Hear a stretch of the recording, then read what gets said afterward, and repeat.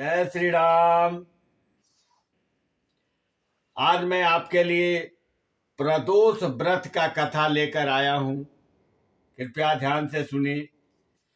प्रदोष का अर्थ है रात्रि का शुभारंभ। इस व्रत के पूजन का विधान इसी समय होता है, इसलिए इसे प्रदोष व्रत कहते हैं। यह व्रत शुक्ल पक्ष और कृष्ण पक्ष की त्रयोदशी को किया जाता है। इसका उद्देश्य संतान की कामना है। इस व्रत को स्त्री पुरुष दोनों ही कर सकते हैं। इस व्रत के उपास्य देव भगवान शंकर है। संध्या काल को व्रत करने वाले को शिव शंकर की पूजा करके अल्प आहार करना चाहिए। कृष्ण पक्ष का शनि प्रदोष विशेष पुण्यदायी होता है। शंकर जी का दिन सोमवार है। इस दिन पड़ने वाला प्रदोष सोम प्रदोष कहलाता है।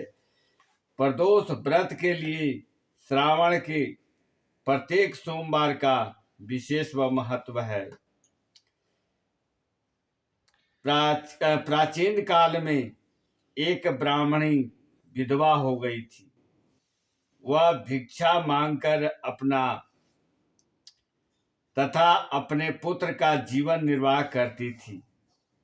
वह अपने पुत्र को लेकर सुबह निकलती और रात को घर लौटती। एक दिन उसे विदर्भ देश का राजकुमार मिला, जो अपने पिता की मृत्यु के कारण इधर उधर मारा मारा फिर रहा था।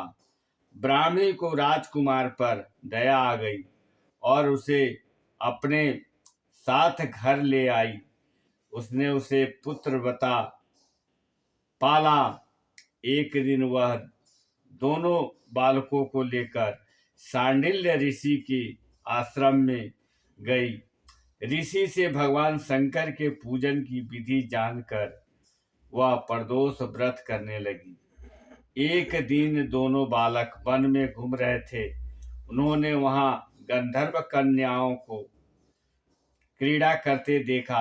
ब्राह्मण राजकुमार तो घर लौट आया, परंतु राजकुमार अंशुमति नामक गंधर्व कन्या से बात करने लगा। वह देर से घर लौटा। दूसरे दिन भी उसी स्थान पर राजकुमार पहुंच गया। अंशुमति अपने माता पिता के साथ बैठी हुई थी। माता पिता ने राजकुमार से कहा कि भगवान शंकर की आज्ञा से अंशुमति का विवाह तुम्हारे साथ करेंगे। राजकुमार शादी के लिए तैयार हो गया। दोनों का विवाह हो गया।